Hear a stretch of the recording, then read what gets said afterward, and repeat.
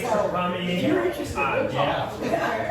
Help yourself to food. David and Mark here brought bagels, and I have some other pastries, so help yourself if you like. Coffee in the back, as everyone knows. Anyways, this is David and Mark with Sound Community Bank.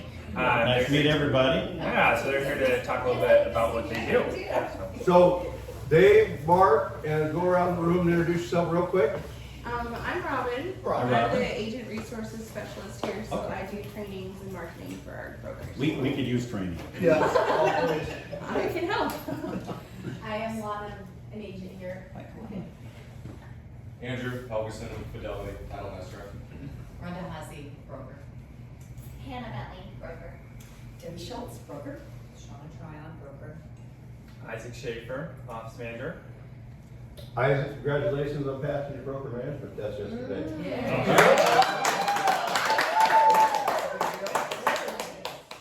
Craig Tuttle, designated broker currently. Can't wait for Isaac to take that role over. Floor is yours. So again, good morning. I'm David Mark, Sound Community Bank. And we'd like to thank Craig and Isaac for having us this morning. We appreciate that. And hopefully we create that partnership and it'll continue forward. I'm going to give you a history of Sound Community Bank, and then I want to give you a tool or a few tools that you guys can put in your toolbox when it comes to those unique lenders or the out of the box, out of the cookie cutter type loans. That's what we kind of specialize in. So Sound Community Bank, just to give you a quick snapshot of our background, was established in 1953. We started opening our first branch up in Swim, up on the peninsula, Port Angeles area. And we realized back then that you have to find a niche when you're a small community bank, right? So we found the grocery market. Associated Grocery Credit Union. Credit Union is where we went, and we reeled those employees in and started compiling money in the bank. Over the past 45, 50 years, we've expanded. We have 9 branches. We just opened a brand new branch, and we have 1 lending office up in Seattle. So our footprint is from Squim area all the way down through Seattle, down here to Tacoma University Place. So that's where we're at. The bank itself is driven off of the community. We like to, as lenders, when you guys get a client, you bring them in, we don't just fill out the application, put it into the system, and send it on its way. We are from origination to signing. For instance, this Wednesday, I know I think it's 3 o'clock, I have an individual that's closing a loan. So my phone will be open, I'll make sure I'm there, and if there's any issues or bumps in the road, I will ensure those bumps smooth out and everything goes fine, right? We get the loan, you guys get the deal, right? That's what's important. And then we keep moving forward and building that relationship. So how can we help you? How can we be a tool in your toolbox? Because that's what's really important. About 10 years ago, a guy named Dave Ridley, he's my boss's boss, right? My boss too. He's the head honcho up there. He's the guy who kind of approves stuff. He realized on Lake Union that there was a need for homes, like floating homes. People wanted to buy floating homes, but they just couldn't come out of pocket and spend the $500,000 to $600,000 to purchase that home, because that's the only way you could buy it 10 years ago. So what we did is we created a program to where now we are the major lender, or actually I think it's the only lender. Is that a true statement? I think there's one out there, but they're a little more particular about help. But if you call any real estate agent up there in Seattle that has a listing for a floating home or houseboat, they're going to tell you to go to Sound Community Bank, because Sound Community Bank is the only guys in town that will lend money. Just about 4 months ago, we got a call from an agent up in Seattle, and she had over 300 cabins on Forest Service land. And it was the same thing, all cash deal, right? You had to come in with all cash in order to purchase that place. Well, they weren't selling. So they came to us and they said, is there any way that you guys can lend money on these cabins? And so we took that, we ran it up the chain, threw the proposal out there, and David Rainey said, sure, no problem. We'll put a program together and we'll push it out. And right now I'm closing my first deal on a cabin on Forest Service home. It's going to close here in, I don't know, 20, 30 days or something like that. So first one went through. 4 months ago, we're closing 5 months later on the first property. So that's what we like to do. And just to show you, sometimes talk is cheap, and I like to back up what I got. So in magazines, in real estate agent magazines throughout, can I have a couple more of those? Yeah. Yeah, okay, I'll put those a few. We're featured in magazines for the floating homes, boat homes, and the cabins on Forest Service.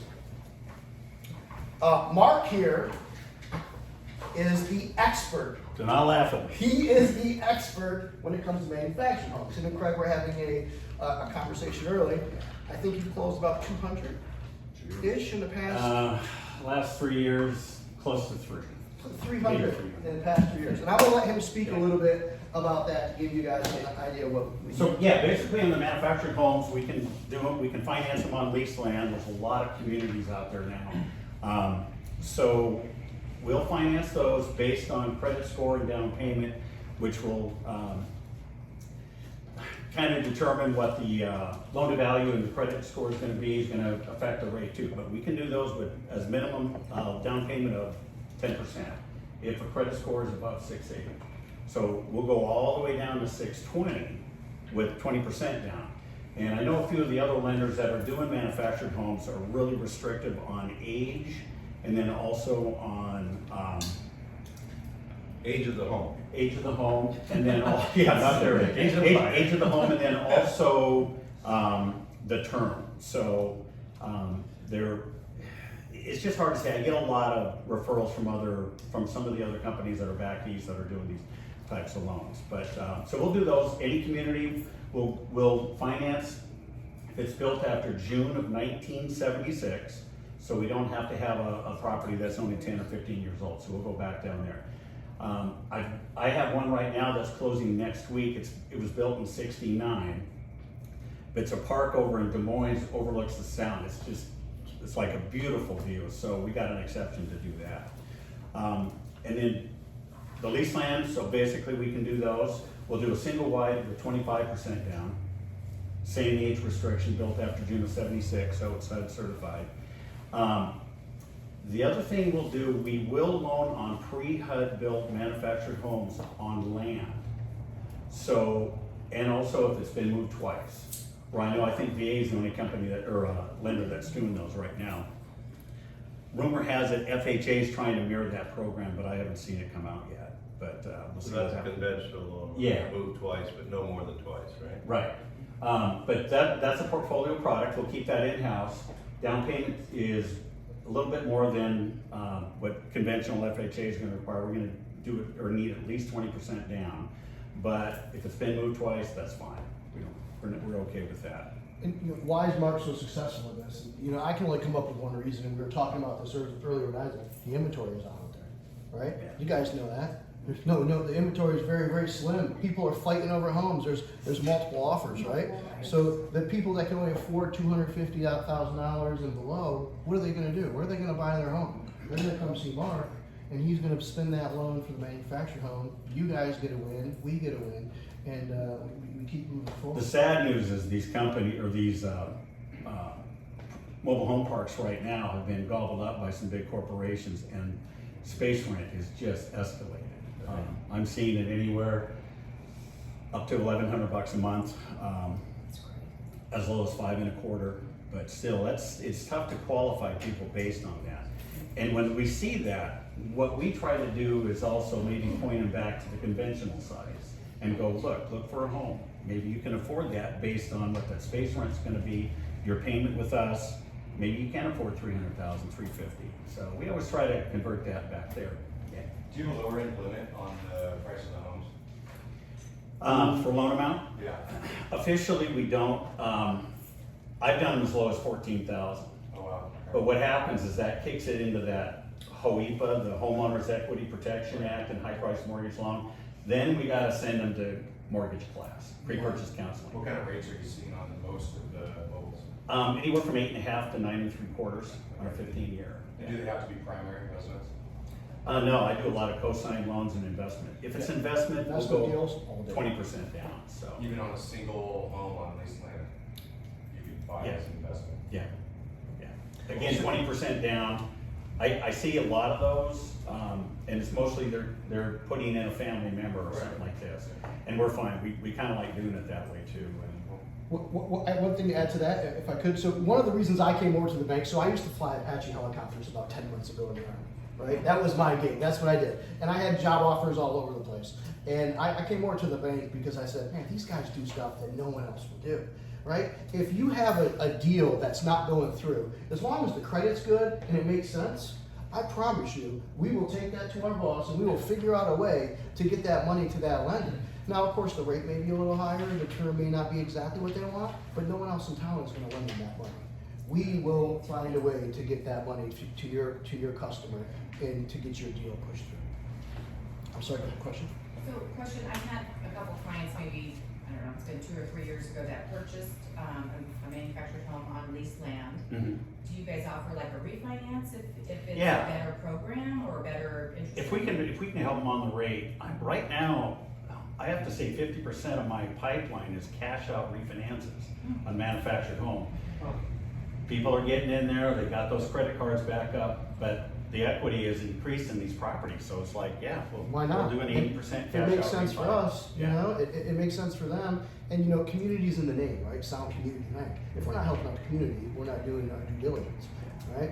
That's. Getting kicked out of swim. Yeah, swim's a tough, yeah. But one thing we do offer too is if we get a buyer, and it's not mandatory, if they wanna open an account with us and allow for an auto pay, we'll drop their final rate by 0.5 point. So that kinda motivates them, you know, the rate's a little higher, kinda freaks them out based on, advertisements out there, the rates are under 4% for 30 years. We can offer them that, and they seem to kinda Oh, get in that. everyone I've ever run through, they have, oh yeah, sure, 0.5%, no problem. Yeah, You know, They'll it open makes it. sense to me, Yeah. you're saving a couple bucks a month, you just have to open an account. yeah. Another thing we do too is land loans. So we'll do raw land, 65% loan to value. If it's improved land, so if we have septic, water and power, even up to it, we'll go 75%. Doesn't matter what structure's on the Yeah. land, it can be a little building, a small building, we will look at it, Yeah. and we try to push that, that's our niche, that's what we do. So we try to push all that stuff through. And those are basically equity related, so, if it's a decent property and the improvements are on the property, but right up to it, then we'll make an exception to that 75%. But you still need septic. Yeah, or if it's planned, or, Yeah. if it's already been, if they've already got a plan going or whatever, then we'll consider it. But if it's just raw, 35% down. Yeah, And then we also have, if you want to extend terms, you can come in with 50% loan to value. Yeah. Like if you need a drawn out term. yeah. So, and the land, I know some of the other banks out there that are doing land, they have like a 2-year period, or even a 1 year where you have to start construction or develop it that way. Well, what we do is we amortize it for 20 years and give them 5 years to do whatever they want. And So then that- we refi on the backside. Yeah, Which and helps then- them out, gets their rate down. Yeah, or we can help them with a construction loan too, so. Is it a balloon at 5 years or is it a higher rate? It's a balloon. It's a balloon at 5 years, but we will also refinance. Yeah. Right. We keep that in the bag of tricks too, to ensure that your guys' Yeah, customers. and we'll do like a loan modification, if we know they're in the process of constructing, and they got plans and everything's moving forward, they need another 60, 90 days, we can extend that and charge them I think it's like $200 or something. And just keep that going so they can at least get the work done. Right. Go from there. So I'd like to add one more thing. So I told you I was prior military, I came over, and when I came over, and I was a fellow with the bank for about 90 days. And they gave me a project. They said, hey, how can we help out the veterans in the community down here in JBLM? Because that's where I came out. And I said, hey, you know what? If you refi their house with the Earl and not charge them a penny for closing costs, because I call 20 different lenders, let me start there, and 3.5%, even though they're advertising this 2.75, 2.875, it's 3.5% with Navy Federal Credit Union. And what most people don't realize is there's a kickback on the end of that, right? That rate. And the banks were taking that kickback. Well, what I said is, let's give the kickback back to the veteran, right? Let's pay for their closing costs so it's a smooth transition. They don't have to come out of pocket.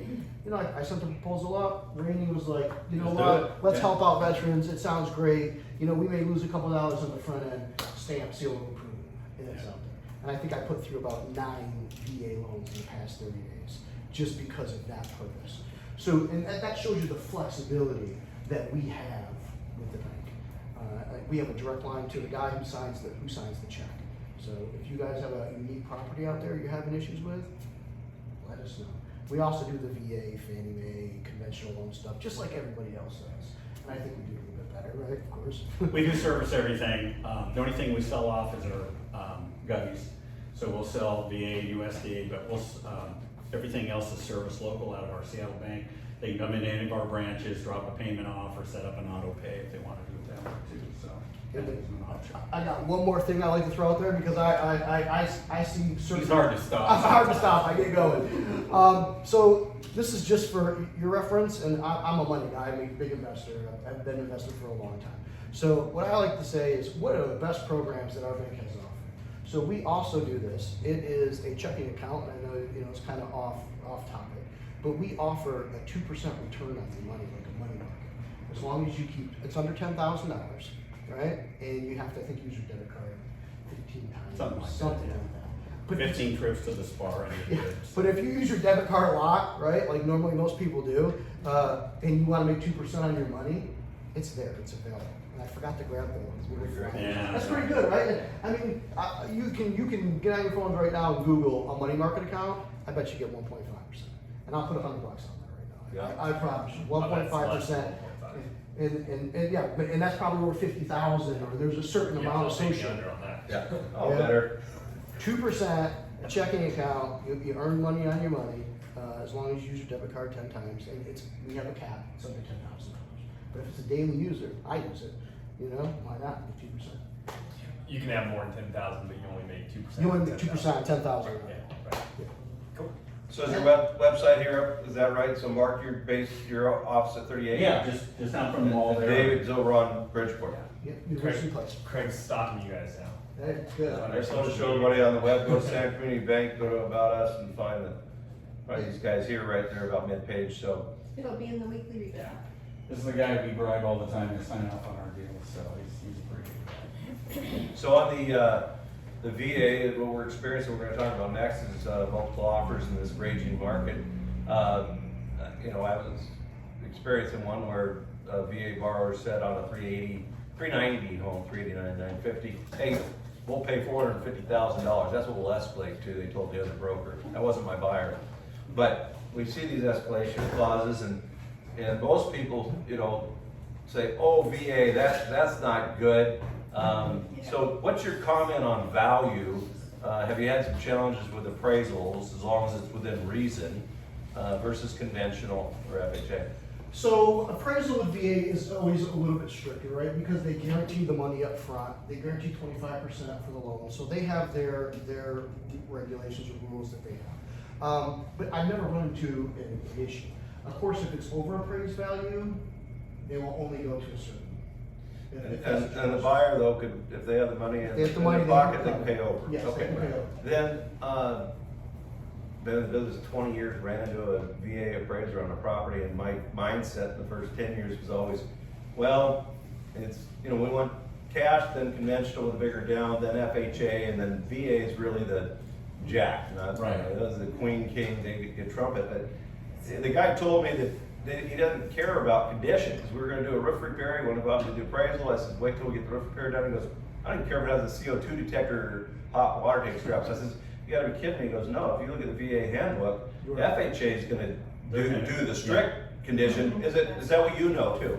So I have not run into an issue yet with the VA appraisal. So I will say that first off. Everyone has come back. FHA is definitely going to be. We know FHA is gonna take pictures of the crawl, the attic, if they're suspicious. Ron and I ran into one. Oh, it could be asbestos. Okay, then we have to test it. So FHA went down the rung on the ladder, but VA came up higher on the rung than me when it came to condition, because this guy said, I've been doing it for 25 years, Craig, and he can quote me that. I mean, they're all human, so someone might call condition on VA, but they're not required to, he said. Not required to. And in my opinion, the VA guys, they know it's a soldier. They know he has a paycheck. Right? They know they're going to make their payment. That's why VA gives the 90% on cash out refis. They do the IRRRLs and the rates so low.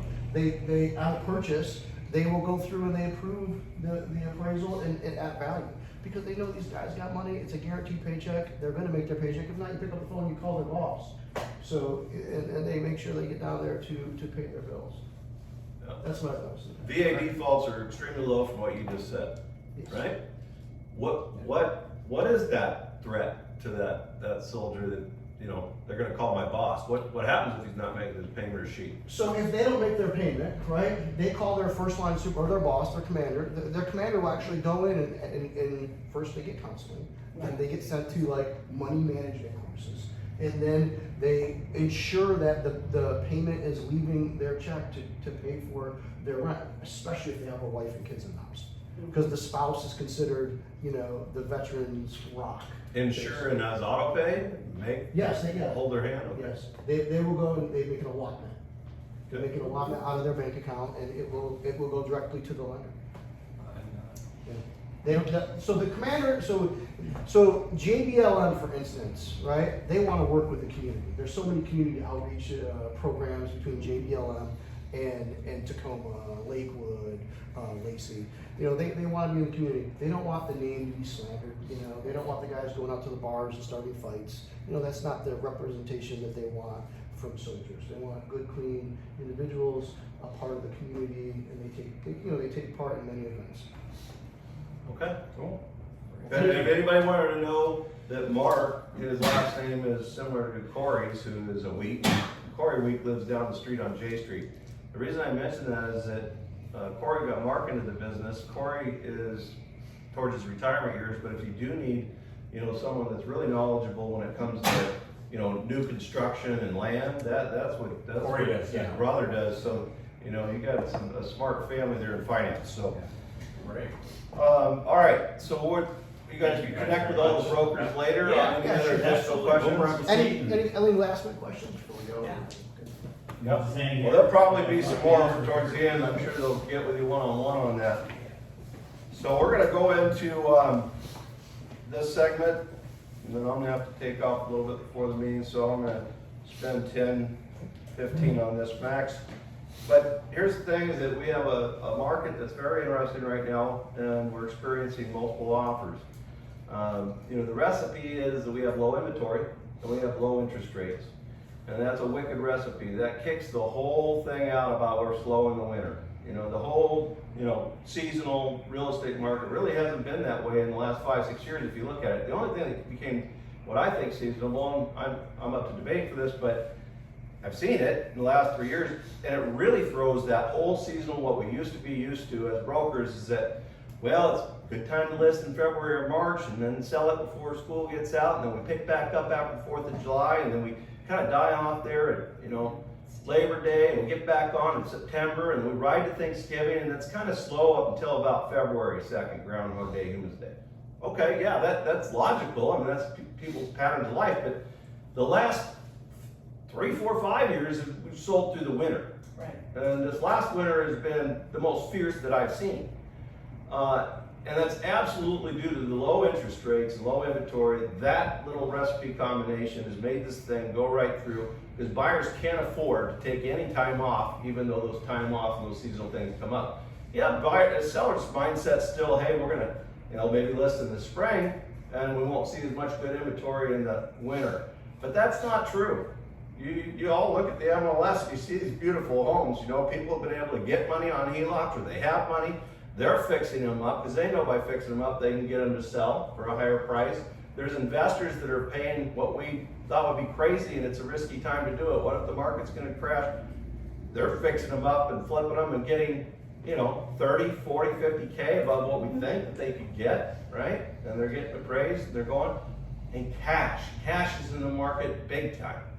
And those single-story homes, for those people that don't want stairs anymore, maybe they sold their home that was larger that has stairs, maybe they just have money in their investment funds, they're going to pull it out, or they just got cash in the bank. That single-story home, just be ready. That is not an animal that's the same as the rest. You're going to experience a lot of difficulty because your buyer that may not be someone that's up in age and doesn't need stairs will run into that cash buyer that doesn't want stairs, okay? So I just went over just a little global, where are we? And I want to dive into what it's like to be in multiple offers, which will dive right into everything I said as to why a buyer ran into 8 offers here and ran into a single-story home that was gorgeous, and there's a story to be told. So this is the home. It's out in Ording. You know, you're in Ording, and this is happening.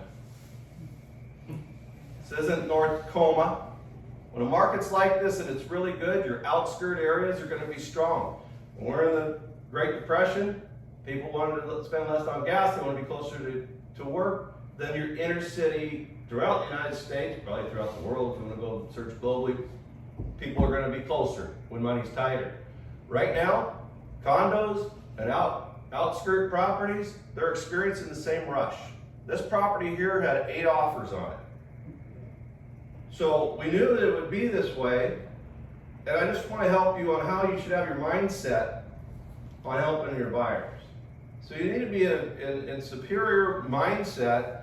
You need to be a chess player, not a checker player. We've talked about that before. You can't, you know, if you're new, if you're rusty, that's okay. It's okay not to be okay. Just come in and ask. Right now we're going to talk about this. This should take you up to another level. But you might need more experience at it, right? You've got to get to these properties and pull up all the supplements, right? Because everybody knows that when you write an offer over here on transaction desk, that's where you write that. But up here you got all these supplements, and if you go to the supplements and you get into the additional broker remarks, right here it says additional broker remarks and offer instructions. Before you go to that property, look at those things. Look who the broker is. And not to, I won't name names. There are brokers that aren't big brokers, big brokerage firms. You know, I mean, we were a small brokerage firm before we came to Realty One, still not enormous like some of these. So they've got a little better training, and they're a little bit more other people. But then again, you could have some newer ones at those places that they may accept offers sooner than the review date. They can. A seller has an agreement to market a home. They are not obligated to sell the home at the list price or even at $1 million over the list price. They can cancel and expire with you at any time. Look at the broker why again? So the broker may accept offers sooner because they're pushing their seller to accept sooner. Because it's a seasoned They're broker playing chess, not checkers. Could be an unseasoned broker, I would say, because in this market, you should list on a Wednesday or Thursday, review Monday, and force offers to expire on Tuesday. If you had the guts and the seller was willing, you could probably go with a 7, 8, 9, 10 day on market. But you're going to really tick off some buyers at some point. You know, they don't want to play the game. So that is what happens. And if you find a broker and say, hey, look, I got a cash offer, we'll go as is, or we used a pre-inspection form, went out and pre-inspected it, and you know, we'd like you to present out the offer sooner. If you had me on the other side, I probably wouldn't do that unless that was a cash offer as is, and it was pushing an appraised value that I didn't think could be reached by any 25% down buyer. You should wait till the offer review date. Yeah, I think it's always worth calling the broker too. I think it was like 2 weeks ago, one of our brokers went and met a client at a property that was listed on a Thursday, submitted an offer on Friday, and was told it's too late, all the offers have been accepted. Right. So let me go on, because you're stealing a little bit of the thunder here. Is you do call, you text the broker, you look them up, you can look up their sales, you can take their lag, and you can put it into sold under the selling agent ID, and then you can go throw it into the listing agent ID, and don't check the boxes active, pending, sold, just run it, and you'll see how long they've been in the business. Because by now, I mean, we've been collecting data in the MLS, I think it goes back to 1999. Far enough. I do it, I pull it up, this gal's been in the business since 2012, 4 a year listing side, 4 a year buyer side. Not a ton of experience, so that gives me a little bit of pulse on what's going on. You know, and What is the pulse? call them up, I'd say, hey, would you potentially accept an offer sooner? And because So we've got a vacant home, we've gone through it, we took the ladder, we stuffed it in the attic, we looked in the crawl, guys in construction, anyway. I said, you can get an inspection if you want. Nope, this is not this home, this is another in Puyallup that's similar, single story, multiple offers.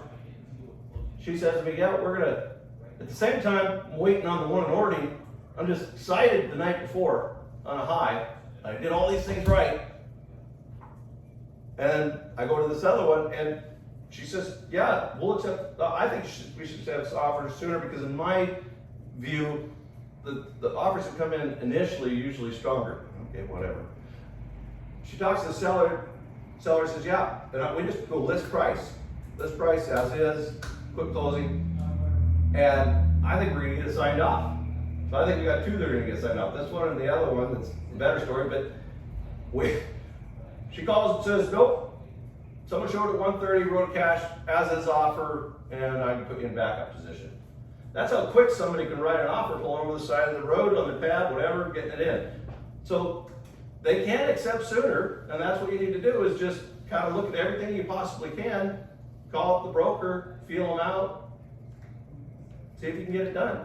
The other one, in the Ording one, was very specific. If you look at the additional broker remarks, make sure you're paying attention to this. And the way that this gal wrote it, I said, wow, she's a lot like you, Craig. And it's, put everything in alphanumeric order. 21, 22A, 22D, so forth and so on. Do not put your disclosures up here. Don't put your love letter from Art here. Put your pre-approval here. I mean, she was absolutely specific. If you want to pre-inspect, we got a pre-inspection agreement, excuse me. It's an agreement. It's not part of the purchase and sale. It's a side agreement that happens prior to the purchase and sale. Seller signed it, she uploads it. I send it over signed by my buyer. We get it done the next day that it's been on the market, it's pre-inspected. Now we put in our offer, or we prepare our offer pre-inspected. That's another strategy is and I kept checking with her nicely, text, try not to bug the crap out of her, but want to be in their ear, top of mind. We're going to submit our offer then right up last minute because I don't want, even though great gal, trust her, I just don't want to know that she can expose our offer to someone else. Offer goes in. While we were there at the inspection, I had a feeling this older couple was going to be a competitor, and our buyer said, I've never been so scared of an older couple with cash. And I felt they were like cash. Sure enough, we get the offer in at that night on the 4th, because the offers expired the 5th. The broker calls me. What does that tell you? That out of 8 offers, by the way, she said she had 8 offers, she calls me. Do you think she called everybody? No. Not as a listing broker, when you're under that intense 50 showings, phones ringing, yada yada, you're going to call. If you get a call in that situation, you're the one that they're thinking of playing ball with. So I'm excited. Call comes in, I take it, we talk. I'm actually out showing the other one PL. They didn't get either, by the way. Did the best darn well could. And she says, hey, we got a cash buyer. You've done everything you can. I love the way you've done it. I just want to give you a courtesy call. We really should have, more confidence for my seller. You escalated $2,000 above. That makes the 402 that they have in cash go to 404. You'll escalate to 420, but what if it doesn't appraise? Single story, only one comp in there at 345. She says, we got 2 outside the area though at 420 and 429, same builder, same model. I said, well, I just don't think it'll be a problem. Single story, you can show the demand, 8 offers, talk to the appraiser, etc.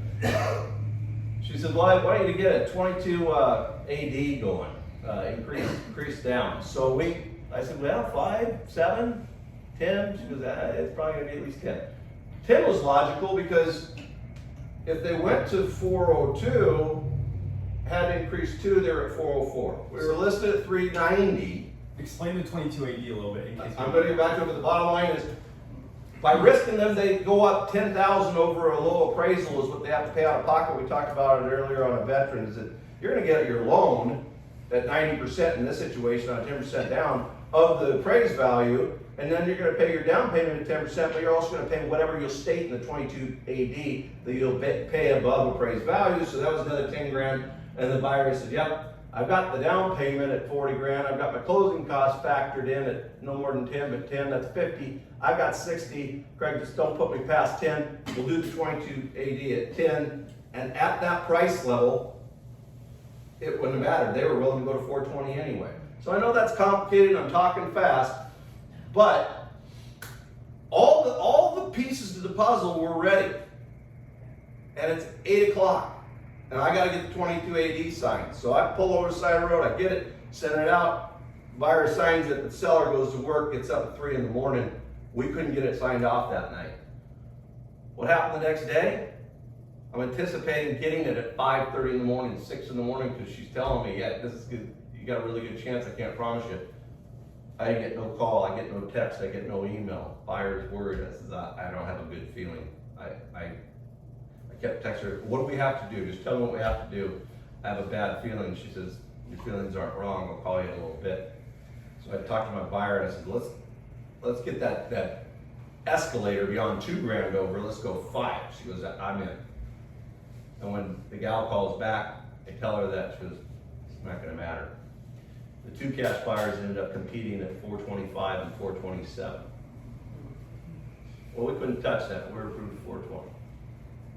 So that's the intensity of the market. That's on a single story home. So let's go back to the forms and what does this mean? I told you, look up the listing, look up the broker, try to do the best you can, read the agent remarks thoroughly, and here it says, make sure you pay attention to the broker remarks for the supplement prior to closing. I mean, they want you to strip everything. You got to, if they got a preliminary title commitment, send it to them. It's got CC&Rs and send it to them. You can't have outs for your buyer when you're trying to be competitive. You can't put a building inspection waiver and you did pre-inspection and have title hanging out there as a contingency, in my opinion. You could, but that's not wise. You need to strip down as much as you possibly can. So pay attention to broker remarks. I'll put it on my listing, this gal put it on hers, and then this other one, and Puyallup has it on his, and it says in his, I do plan on talking to your lender. Make sure you send me your lender's information. Again, I'm going fast, but right, this is not, if I'm triggering some things in you, just think about it. What would you do if you were selling the home yourself, or then you put yourself on the listing broker? I think when you think if you're selling the home yourself, you're gonna have more things that you're gonna think of as to what can the buyer get out with. You'll list those things. That will become your strategy on the listing side. You can look at other people's broker remarks and learn from them, learn from this meeting, and then you'll be able to create that yourself if you're on the listing side. As a buyer, you gotta play chess on the other side of the game and look at how to work through those things. So when you're looking at the MLS and you're trying to understand these forms, go to the Northwest MLS homepage and just type in the word financing, and it's gonna bring up the 22 AD, the 22 AN, and our typical. See, so there's a 22 AR, AN. So we all talked about before, if you don't know where to go, when you have a question that you want to get answered, just go look for a form and look in the forms menu. It gives you the instructions as to how to go about that. And don't feel bad calling us. We want all of our transactions done well. You know, we haven't had anybody sue us. Isaac passed his test. 2 other brokers walked out of that test. The managing broker, they didn't pass. They wanted to get together for coffee to talk about passing the test. They were talking to Isaac about that, and then they printed his, and he goes, I don't need to meet you for coffee. So, I mean, you're dealing with a couple of not arrogant, but very confident people here that are willing to help you and to help you walk you through in this forms manual. I know I'm going fast. There's so much information. Let me stop for a minute then and roll it out for a few questions, just for 2 minutes, if there's any.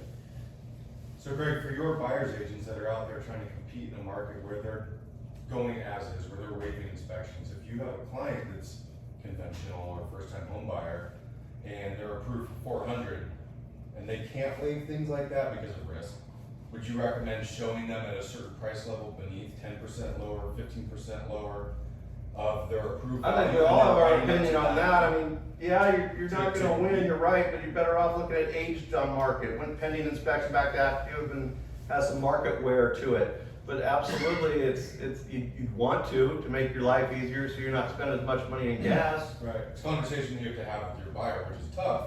Like, hey, Mr. Buyer, Mrs. Buyer, you can't look at this 400. We have to go look at 360s. We have I don't to know. look at 370s. Go around the room, anybody? On that? I agree. I would say I would first try and get them to understand the market. First off, that would be my first move. I'd say, okay, when the first time you meet a buyer, say, let me explain, this isn't like when you bought a home in the 90s, you know, let's talk about where the market's at right now. And I'm gonna show in just a second, Craig's only gonna leave me with like 10 minutes, so hopefully I'll get to it, but. We're good, I'm done. No, I'm just kidding. I'm gonna show how you can pull some stats with InfoSparks on the Northwest MLS. And I'd start there, I'd show, this is what homes in this area that you're looking are selling for. Whoa, 107% above list price. Okay, so expect that. This is how many days you're selling. This is the inventory. Like, that's the lowest inventory, I'm about to show you guys, lowest inventory we've ever had. I mean, it's crazy.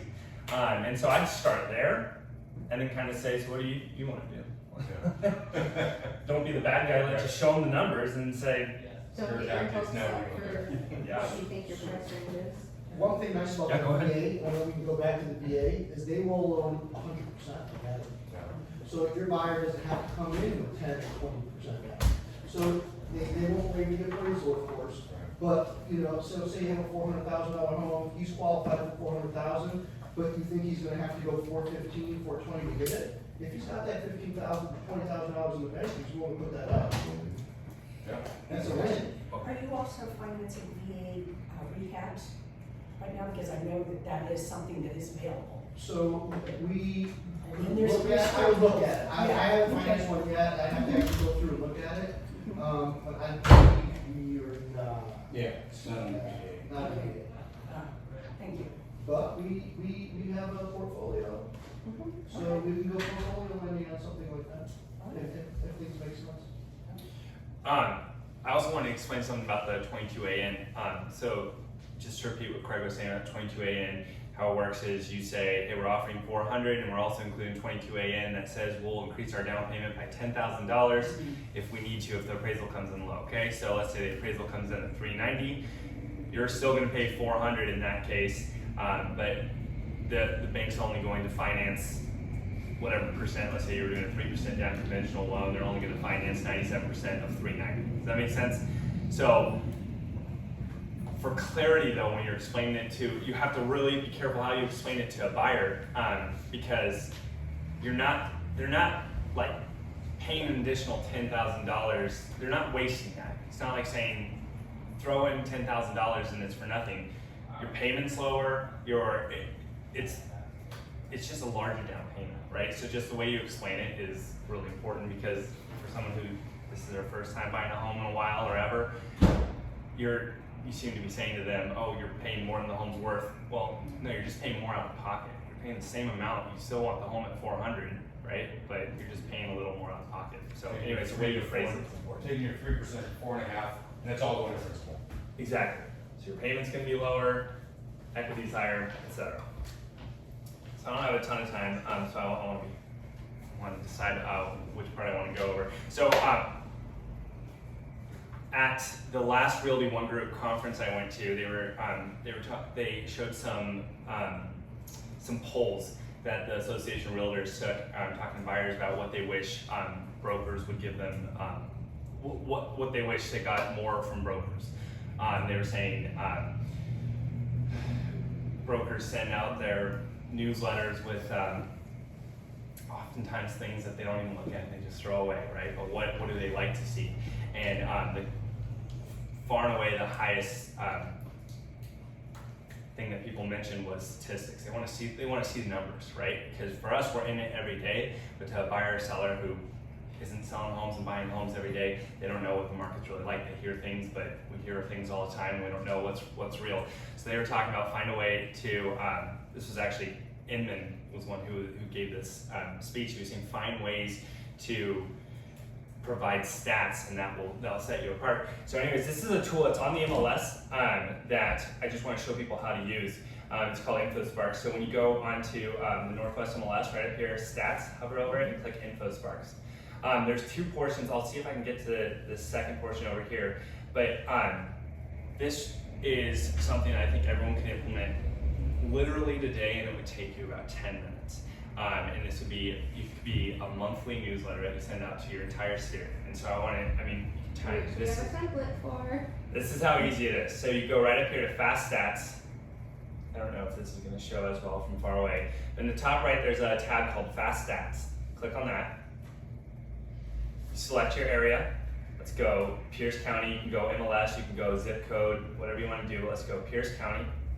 Time period, we're gonna click on January. But you can also go like year to date.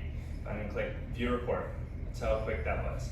And it shows you January in 2019 versus January 2020. New listings, 1,152 versus 983, down 14.7% from last year, same time, right? That's super interesting, I think. If you're a seller, that's really interesting. There's way less competition. And anyways, tons of stats. What were you saying, Robin? So I never take the time to pull these, but if this is something that you are interested in using in your marketing, whether it be on your Facebook, your Instagram, what have you, make a video, this is something where I can create a design or a template that you can plug these numbers in every month, so you can be that person that is telling potential buyers what is out there.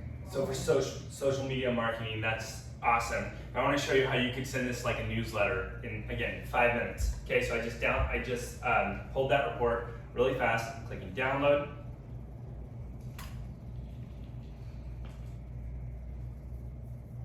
I'm gonna open the file right here. I'm going file,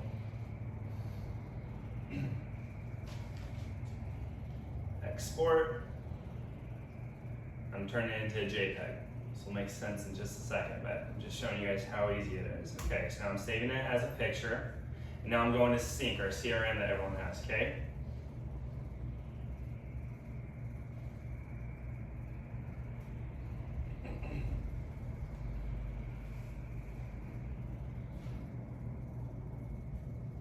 Logging on to Sync, you hover over contacts, the contacts bar, and click on it, and you go email, compose an email, contacts, you can go all, you could go, you can type in a group newsletter if you have it all, if you have it set up in, get the right group first. So you click contact group and then type in newsletter, which I already set up. So if you had your contacts all organized and up in sync, I have newsletter, January market update, and clicking right here, upload a picture, upload, choose a file. I'm going really fast, and I'm happy to sit down with anyone and show you exactly how I did this, but I'm just showing you guys how fast is this. Just stopping there, you guys know what I'm saying. This is send to server. There it is. I think Okay. a lot of people on Sync get really confused because they assume once they click upload it'll pull. You have to send to server, otherwise it won't upload the picture for you. So there it is, it's right here. Also in that last page I was at, you can adjust the size. So this shows up smaller. But anyways, all the stats are right there. I just sent it to I just had it go to that entire group. I can go send, we're done.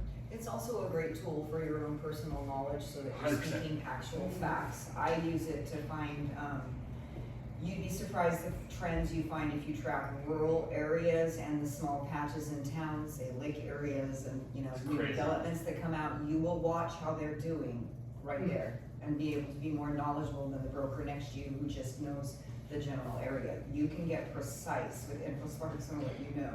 Right, and especially I can see how that'd be really valuable for you because you door knock, which is awesome. So you're going to door knock an area that you have a listing, you're doing an open house, and you're knocking, letting people know that you're doing an open house. What if you included a report from that zip code, and you wrote a handwritten sticky note on each one that says, this is a report specifically for your zip code that shows last year's stats versus this year's stats, so you can see. No one else is doing that. Or you're gonna get somebody obnoxious who's gonna say, hey, what's the market like in Lake Limerick?